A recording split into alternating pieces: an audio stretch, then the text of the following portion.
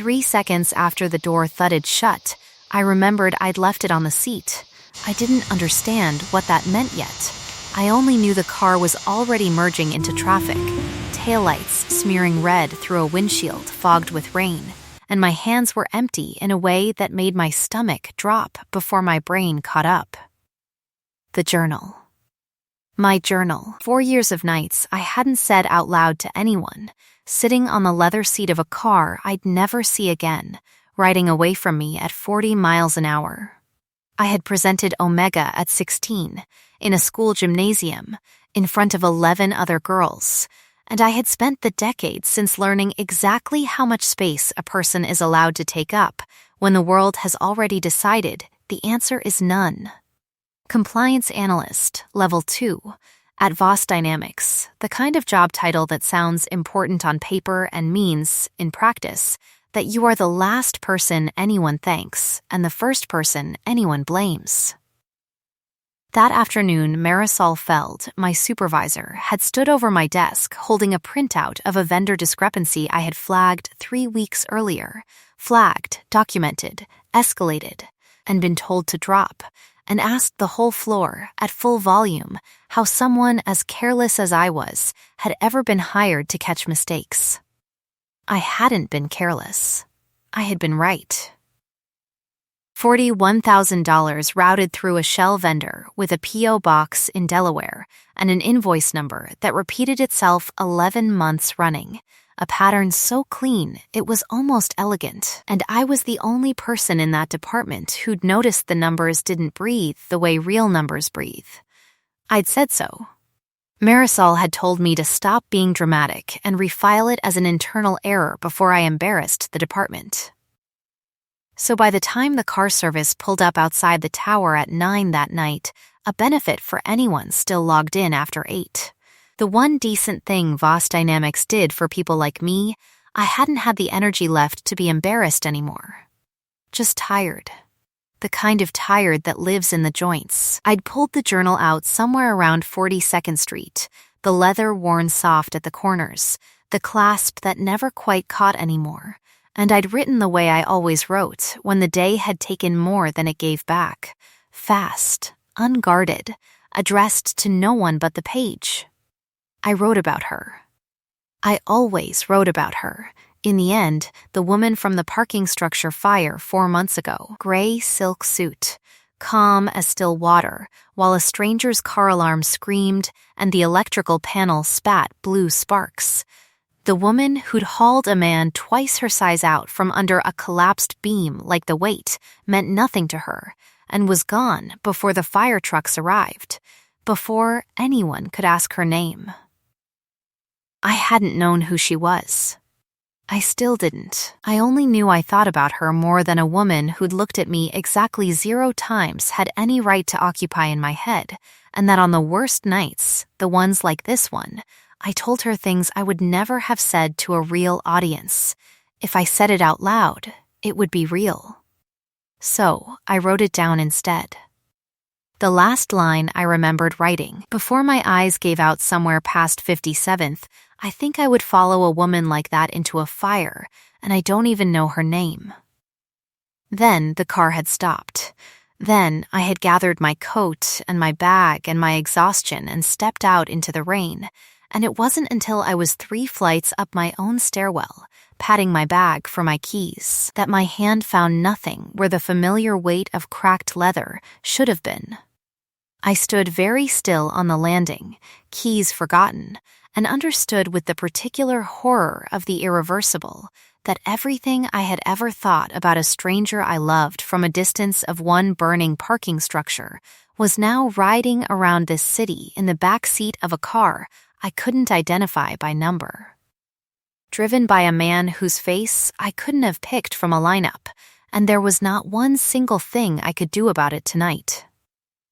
Gideon Marsh found the journal at 6:14 the next morning, tucked half under the passenger seat, where it had slid during a hard turn on Lexington, and his first thought was that it belonged to a client who'd forget her own hands if they weren't attached.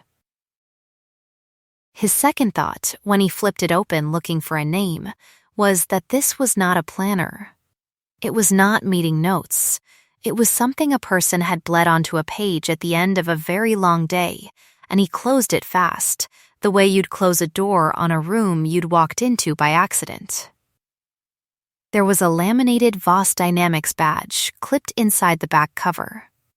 W. Callaway, Compliance, Level 2. And Gideon had been driving for the Voss family long enough, had buried Elena Voss 2 years ago, and watched what was left of Marlowe afterward closely enough to know that anything touching the company went through his employer's desk before it went anywhere else. Protocol, he told himself. Just protocol. He didn't open it again on the way up. He told himself that too, and mostly believed it. Marlowe Voss was on the phone with Zurich when he set the journal on the corner of her desk, 31 floors above a city she owned more of than most of its residents realized, and she didn't look at it until the call ended 11 minutes later. When she did, she assumed, correctly, at first, that it was a lost item flagged for return, and opened it only far enough to find a name for the courier list. She read 4 lines before she stopped being able to look away. The gray suit. The parking structure. The beam. A stranger describing, with a precision that made the back of her neck go cold, the exact half-second Marlowe had made a decision she'd never told another living person she'd made, not to wait for the fire department, not to think about liability, just to move, and had walked away from without a name, without a thank you, without ever imagining that a woman she'd never spoken to had gone home and written "I don't even know her name" like it was a wound. Marlowe Voss did not, as a rule, feel her pulse in her own throat. She felt it there for the length of 11 pages. She closed the journal with the care of someone closing a door on a room they intended to come back to, and when Gideon reappeared to ask whether he should have the item couriered to the address on file, she said, "No," in a voice that made him go very still. Pull her personnel record. Quietly, "I want to know who she is, before she knows I have this." By 10 that morning she knew. Wren Callaway, 26, compliance level 2-3 years at the company. No disciplinary flags except one supervisor's write-up from the previous week that Marlowe, reading it twice, recognized immediately as someone punishing a subordinate for being right. She sat with the journal closed under her palm for a long moment, the black cardamom and rain slicked steel of her own composure, doing nothing to steady a pulse that refused to slow down, and made a decision that would have alarmed her a week earlier. "Bring her up," she told Gideon. "Tell her nothing about the book. Just bring her to me." Wren spent the walk from the elevator to the executive floor composing her resignation in her head, because there was no universe in which a Level 2 compliance analyst got summoned to the 31st floor for anything except being fired, and she had decided somewhere around the 20th floor that she would not cry in front of whoever did it. She did not get fired. She got offered a transfer, direct executive compliance review, reporting to the CEO's office. A $15,000 raise stated so casually it took her a second to process the number, by a woman who stood when she entered instead of staying behind the desk, dark hair scraped back with a precision that looked like armor, eyes the pale gray of a sky before snow. The room smelled like black cardamom and something colder underneath, wet metal, rain on steel. And Wren's whole body reacted to it before her mind caught up, some old animal circuitry sitting up and paying attention in a way it hadn't in years. "I don't understand," Wren said, when she trusted her voice. "I got written up last week. I read the write-up." Marlowe's voice was even, unhurried, the voice of a woman who had never once needed to raise it to be heard. "You were right about the vendor. Miss Feld was wrong to bury it. That ends today. Why me?" It was the only question that mattered, and Marlowe held it for a second too long before she answered, something moving behind her eyes that Wren couldn't name yet. Because you see things other people miss, Marlowe said. That's rare. I don't waste rare things. It should have been enough of an answer.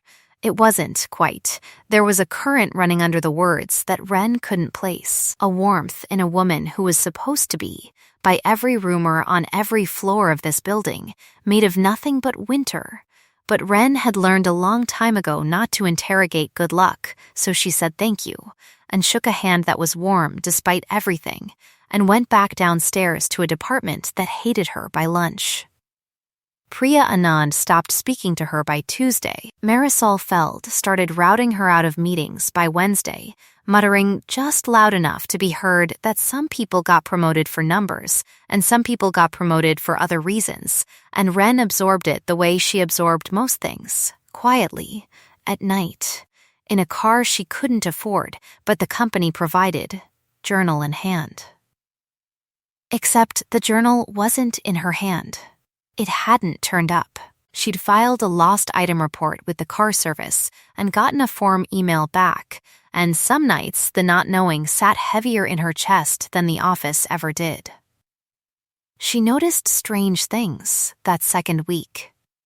A coffee order appearing at her new desk exactly the way she liked it. Oat milk, 1 sugar. A detail she'd never told anyone at this company. A comment from Marlowe during a review of the vendor file about how some people write things down because saying them out loud makes them too real, offered lightly, almost carelessly, and gone again before Wren could ask what she meant by it, except that it landed in her chest like a hand closing around something private. She told herself it was coincidence. She told herself that for 11 days, right up until the afternoon, she finally worked up the nerve to ask Marlowe, point blank, whether the car service had ever turned in a lost journal, and watched the other woman's face do something complicated and then go very, very still. Sit down, Marlowe said. Wren didn't sit down. You have it. I have it. You read it. A pause that lasted 1 full second too long to be anything but confirmation. Yes, the word landed like a slap she hadn't seen coming, worse for how quiet it was, and Wren felt the floor of the last 2 weeks, the promotion, the coffee, the raise, all of it, tilt sideways into something that made her sick. That's why I'm here. Her voice came out flatter than she meant it to, not because I'm good at my job, because you read 4 years of things I never meant for anyone to see, and you felt sorry for me. No. Marlowe came around the desk, and for the first time since Wren had met her, the composure cracked enough to let something raw show through. I didn't feel sorry for you. I recognized myself. The fire. The parking structure. That was me, Wren. You wrote about a night I never told a single person about, and you wrote it like it mattered, and I have not been able to stop thinking about who would notice a stranger like that and carry her for 4 months without ever asking for anything back. The room went very quiet. Somewhere below them, the city kept moving, indifferent. But up here the air had gone thick enough to touch. You should have told me, Wren said, and her voice shook now, finally, all the composure she'd been holding for 2 weeks giving out at once. The day you decided to bring me up here. Not 2 weeks later. You're right. Marlowe didn't flinch from it.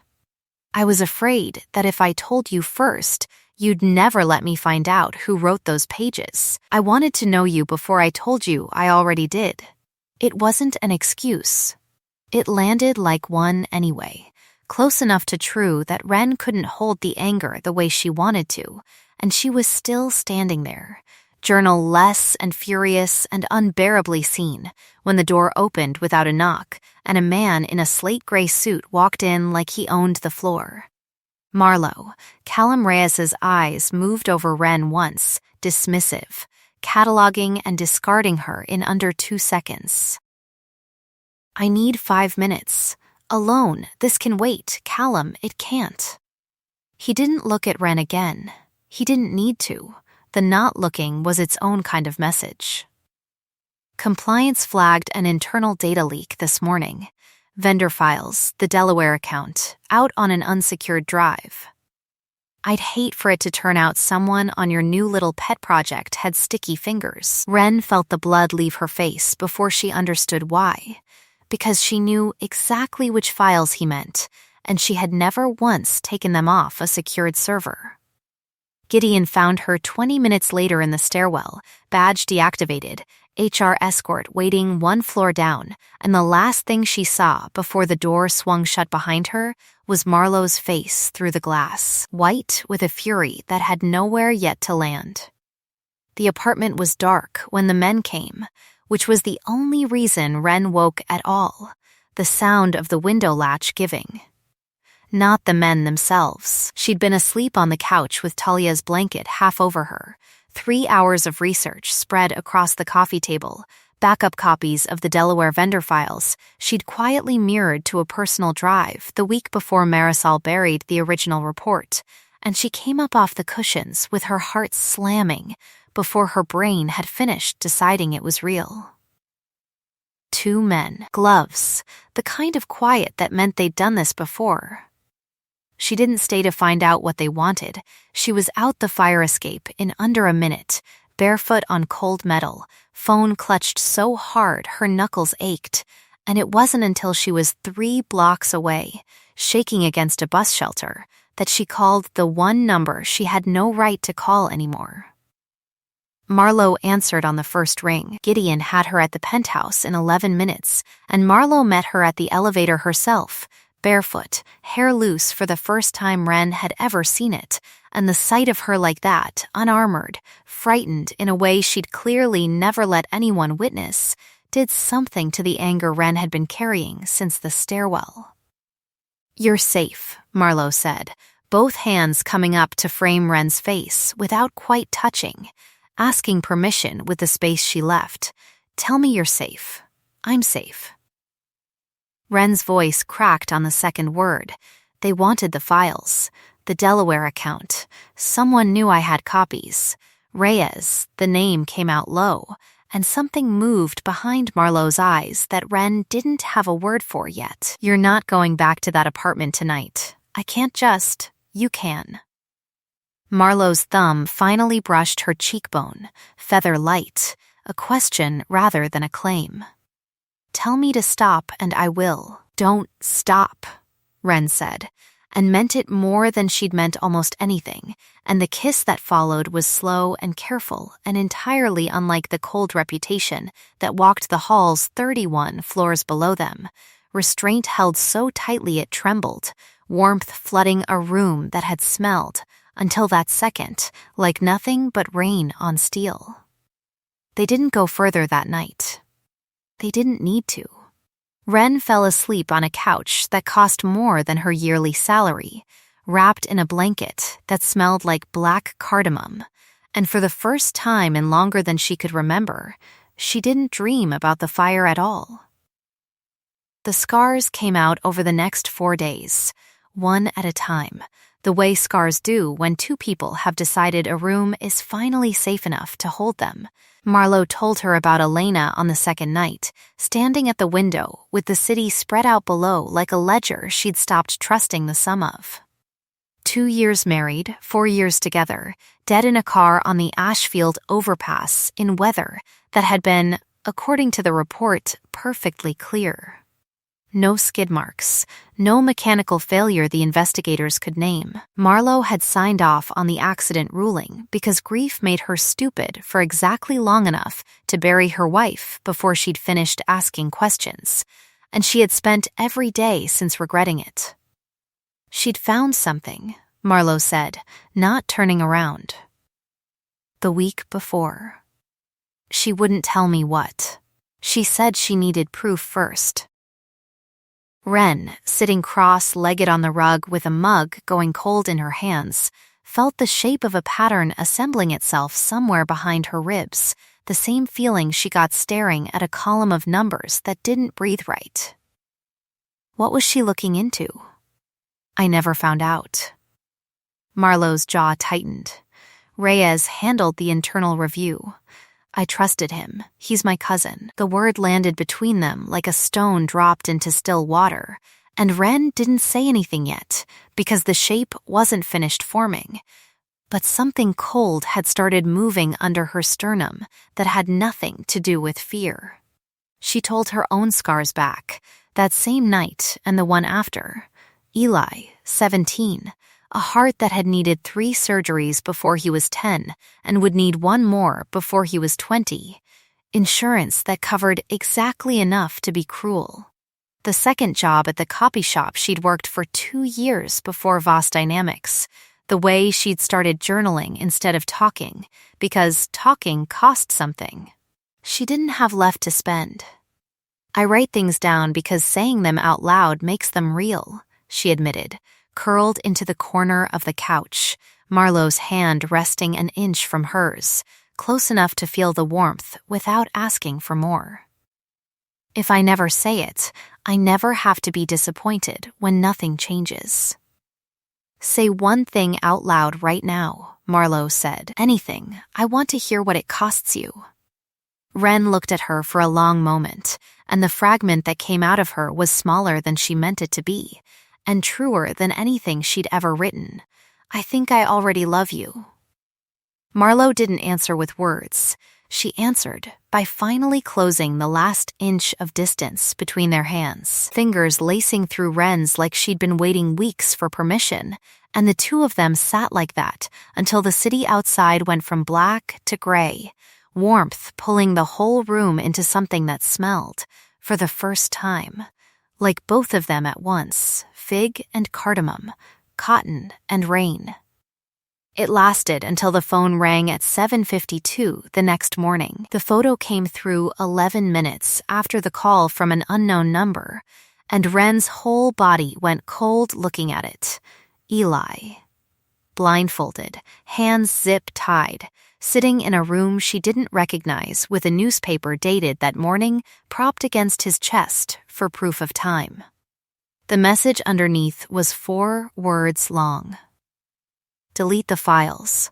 Talk to no one. Marlowe read it over her shoulder and went somewhere Ren had never seen her go, all the warmth of the last 4 days folding back behind a mask so complete it was like watching a door slam in real time.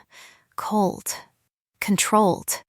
Giving nothing to the room, issuing orders to Gideon in a voice that could have frozen the harbor.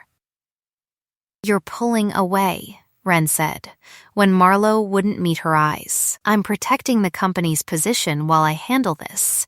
That's not the same as protecting me. Marlowe finally looked at her then, and whatever was under the mask was so raw it made Ren's chest ache. I have never once had to choose between the company and something I couldn't survive losing. I don't know how to do the first one without it looking like I'm doing the second. There wasn't time to answer that. The next message came through with an address, a warehouse on the old dock line, 6 miles east, and a countdown Ren understood without being told. 2 hours, or the next photo would be worse. She thought of the pattern that had been assembling itself for 2 days, and it finished forming, all at once, cold and complete. Reyes had never handled an internal review of anything. He'd built the review to bury it. Elena had found the Delaware account before Ren ever did, and Reyes had made sure she never got to finish what she started. Ren pulled her laptop toward her with hands that had gone perfectly, terrifyingly steady, the way they always did when a column of numbers finally made sense. I already have everything, she said. I mirrored the drive before they broke in. Elena's flagged account, the shell company, 3 years of transfers, and a wire authorization 2 days before her accident with Reyes's signature on it. I know exactly where that warehouse ties into the shipping manifests. I've had it for 4 days. I didn't know what it meant until right now. Marlowe stared at her like she'd just watched a locked door swing open. You built the entire case. I didn't know I was building a case. Ren was already forwarding files, copying, backing up 3 separate ways, with the reflexive precision of someone who had learned the hard way never to trust one copy of anything true. "Then let's finish it," Marlowe said, and the mask cracked wide enough to let something fierce and steady through. Something that looked, for the first time since the photo arrived, like hope with a spine in it. Together, the warehouse smelled like salt and diesel and old rope, and Wren found Eli in the third room they checked, terrified but unhurt, and the sound she made when she got the blindfold off him was one she'd remember for the rest of her life. Reyes was waiting by the loading door with 2 men and a gun he clearly hadn't expected to actually use, and it was Marlowe who stepped between him and the siblings before Wren had fully processed there was a door to step in front of. Marlowe, who took the graze along her ribs, meant for the center of Wren's chest. Marlowe, who went down to one knee against a stack of shipping pallets with blood already soaking dark through gray silk, while Gideon's men flooded in behind her. Wren was on the ground beside her before the gun had even finished clattering out of Reyes's hand, hands pressed hard against the wound. That ledger brain of hers doing the only math that mattered, pressure, pulse, distance to the ambulance Gideon was already screaming for into his radio. "Stay with me," Wren said, voice breaking on every word. "Stay with me. Don't you dare. I'm not going anywhere," Marlowe managed, teeth gritted, a hand coming up to grip Wren's wrist like an anchor. "Told you. I don't waste rare things." Reyes, pinned against the wall by 2 of Marlowe's men, started talking the way cowards do when the room turns against them. Elena had threatened to expose him. He'd only meant to scare her. The crash was never supposed to be fatal. He'd panicked. He'd covered it. He'd have covered this too if the little auditor had just known how to mind her own numbers. Wren felt something murderous rise in Marlowe, even bleeding on the concrete, felt her start to push upright, fury overriding pain, and put a hand flat on her sternum before she could. "Don't," Wren said quietly. "Let the law close this. Not you. Don't give him the chance to make you into what he is." Marlowe held her eyes for a long moment, breathing hard, and then the fight went out of her shoulders, and she sank back against the pallets and let the mercy stand. The board meeting 3 weeks later was standing room only, and Wren sat at the front of it in a chair that had her name on the placard for the first time in her career, while a recording of Callum Reyes's own confession, captured on Gideon's radio, time-stamped, unimpeachable, played through speakers to a room full of people who had spent 3 years calling him the second-best Voss. Marisol Feld watched from the back row, pale, already knowing what the internal audit into her buried reports was going to find. Priya Anand didn't meet anyone's eyes at all. Reyes had been arrested at the scene and hadn't made bail since. The district attorney's office had called Wren's evidence trail the cleanest embezzlement case they'd built in a decade, and the wire authorization tying him to the overpass had turned a 2-year-old accident ruling into an active homicide investigation within 48 hours.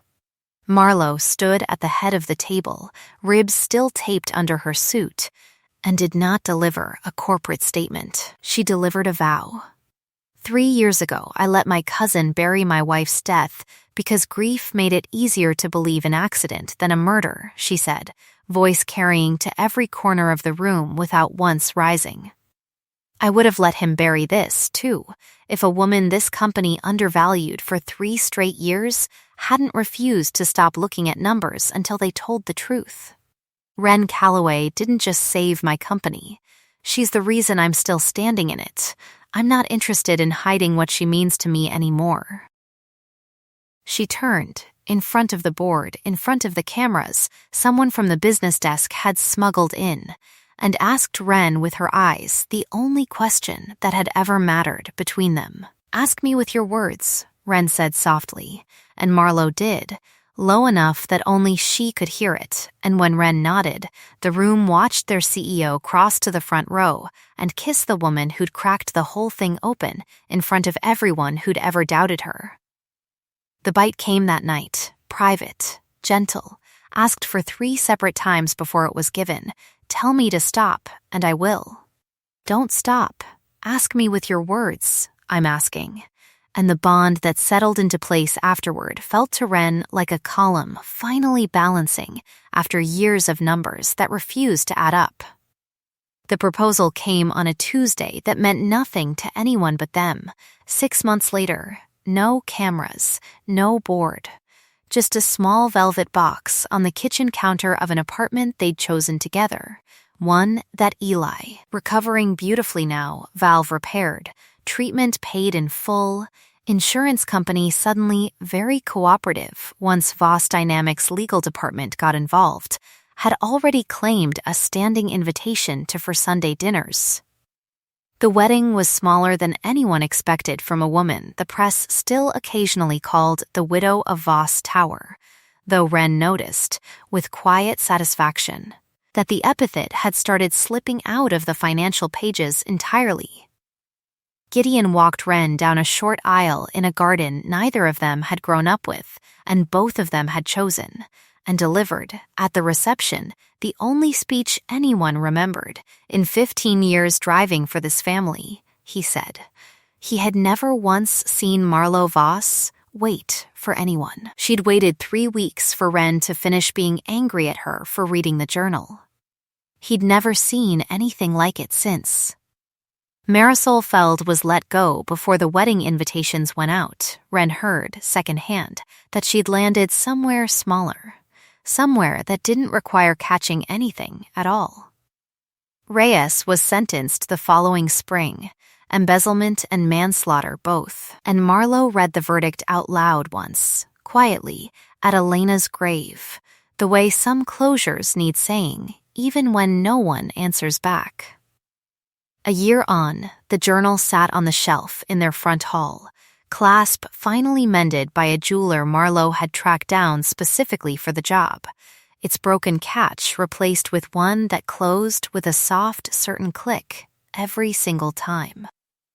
Beside it sat a second journal, newer, half full, in handwriting that alternated between the two of them, Wren's fast and slanted, Marlo's careful and upright, because some nights they still wrote instead of speaking, not out of fear anymore, just habit, just love finding a familiar shape to live in. On a morning in early spring, with light coming gold and low through the kitchen window, Wren found Marlo at the counter with coffee going cold, rereading the very first page Wren had ever written about her, the one about the fire and the woman who never learned her name. I still can't believe you kept this, Wren said, coming up behind her, arms circling her waist, chin resting between her shoulder blades. I kept it because it was the first time anyone ever saw me clearly enough to write it down, Marlo said, setting the mug aside to cover Wren's hands with her own. I wasn't going to let that go. Not once I understood what it was. Some people spend a lifetime being looked past, mistaken for background in rooms built for someone else's story. It takes only one person, choosing to actually look, to prove the rest of them wrong. Wren Calloway had written her longing into a book meant for no one, and the woman who found it had read every page and decided, against every cold rumor the city told about her, to become worthy of what was written there. The end.